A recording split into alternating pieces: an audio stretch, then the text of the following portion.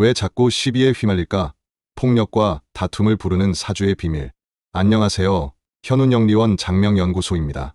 오늘은 조금 무거운 주제입니다. 왜 어떤 사람은 평생 조용히 사는 반면 누군가는 자꾸 시비에 휘말리고 크고 작은 폭력과 다툼이 끊이지 않는 걸까요? 이러한 경향은 사주에서도 명확히 드러납니다.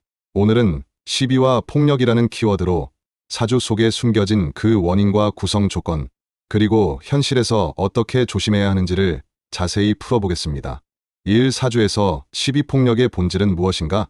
사주에서 시비와 폭력은 단순한 성격 문제가 아닙니다. 이것은 기운의 충돌, 극한의 작용, 감정의 통제력 부족, 화의 과다 또는 부족, 관살의 편중, 그리고 편인과 비견, 겁재의 작용 등 복합적인 요인이 얽힌 결과입니다. 이러한 사주는 겉으로는 온화해 보여도 상대방이 조금만 건드려도 폭발할 수 있는 내적인 화약고를 지닌 경우가 많습니다. 특히 다음과 같은 작용이 반복되거나 겹쳐질 때 실제 현실에서 폭력 사건이나 시비, 법적 분쟁으로 이어지기도 합니다. 2. 시비 폭력 유발 사주의 핵심 구성. 1. 비견과 겁재의 과다입니다. 비견은 자신과 같은 성향, 경쟁자나 친구를 뜻합니다. 겁재는 남의 것을 빼앗거나 경쟁에서 앞서기 위한 공격성입니다.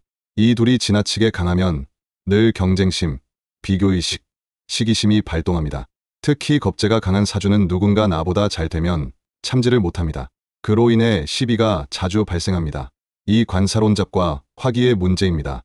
관살이란 정관과 편관이 혼재된 사주로 권위와 통제의 에너지가 뒤섞인 상태입니다.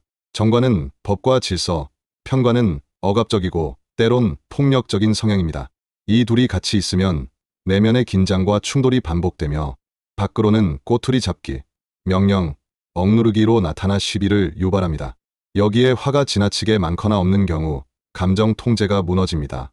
특히 화가 없으면 공감 능력도 약화되고 분노 조절도 어렵습니다. 3. 형충회합의 문제입니다. 사주의 지지가 심하게 형, 충, 해를 이루면 늘 불안정합니다. 특히 인신, 사형, 좌우충, 묘유충, 진술충 등은 대표적 다툼 기운입니다.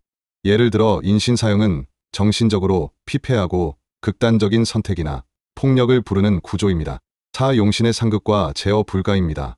사주에서 꼭 필요한 기운인 용신이 공격받고 무력화되면 그 사람은 자기 삶을 통제하지 못합니다. 결국 감정 기복, 폭발, 타인에게 책임 전가 등 부정적 행동이 반복됩니다.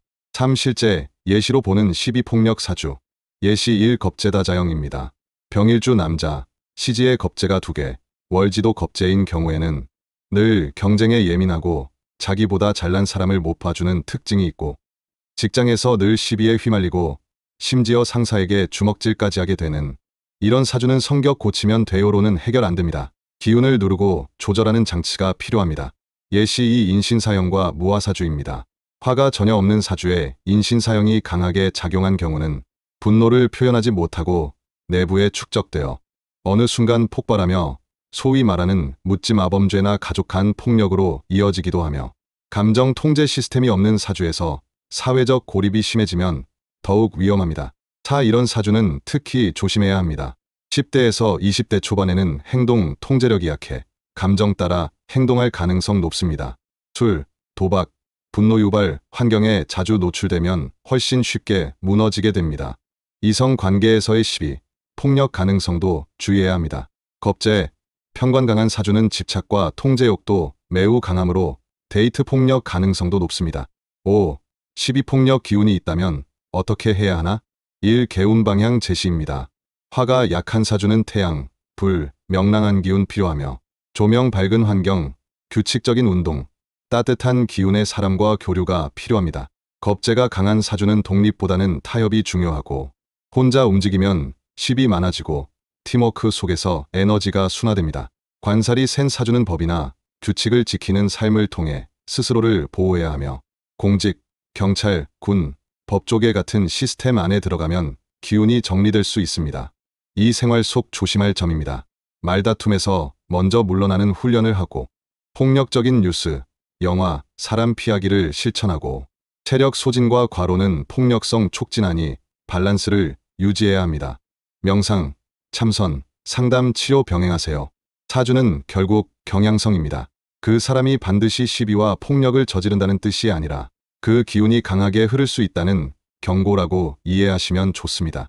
중요한 건 자각과 노력, 그리고 환경의 조절입니다. 오늘 영상이 여러분이나 주변 사람의 사주를 이해하는데 도움이 되셨기를 바랍니다.